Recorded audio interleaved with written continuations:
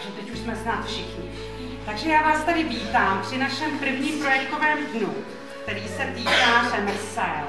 Vidíte se s paní Horákovou a s paní Sukovou, vy už znáte, budou nahoře v prádelně. Vidíte se s Honzíkem, také nebudu říkat, jaké řemeslo zastupuje, budete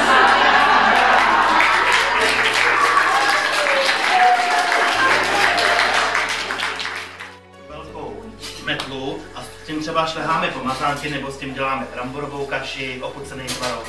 Abyste se podívali, jak je to velký oproti klasickým domácí metličce. Si myslím, že to je velký rozdíl. Vidíte, je to klasická někde. Hrne, co se v tom vaří? Výborně, ano. Tak Baruško, při tebou je ten velký hrnec, kterým se třeba vaří polévka na uši. Máte doma takhle velký Jo, Marek silná. Máte doma takhle velký hrnec?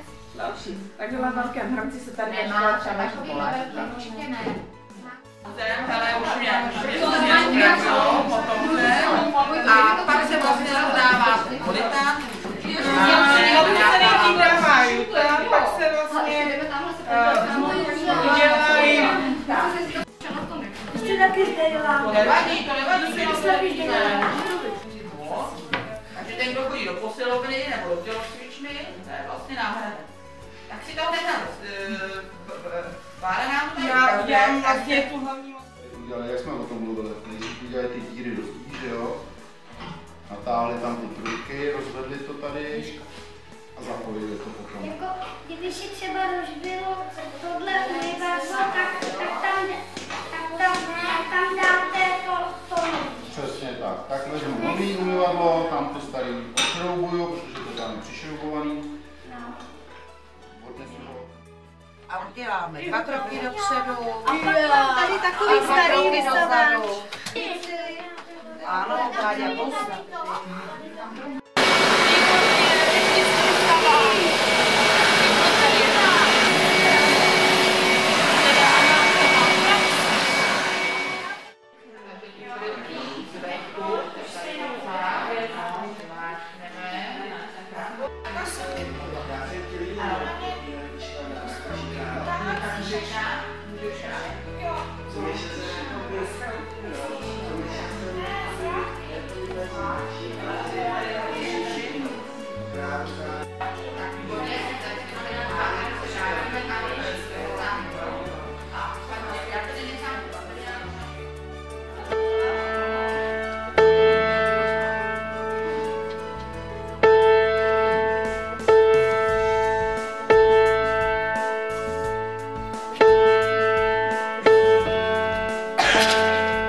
Vlastně vycházíme z toho, že se nám tady používají právě. To takhle malinka ta věc se dá dobře ztratit, co? No. Pokud se vám bude líbit hrát na nástroj naladěný a něco k tomu přispět svou měrou a prací, tak právě se můžete věnovat právě tomu oboru lidí.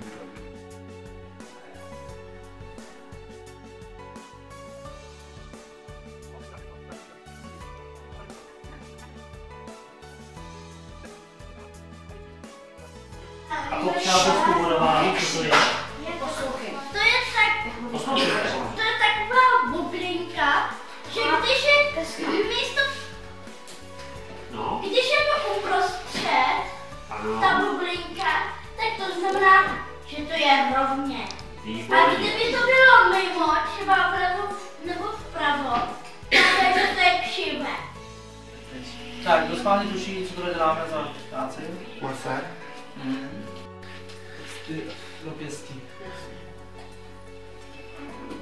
Mít zdravotnickou obuv, na to, aby to potom bylo jednodušší. Takže kdyby vás to zajímalo, takže kdybyste se k nám přišli učit obor kniha, tak vlastně po vyučení všichni tyhle ty žáci naši za poslední 3 roky našli práci. Víš jo? To držet, no.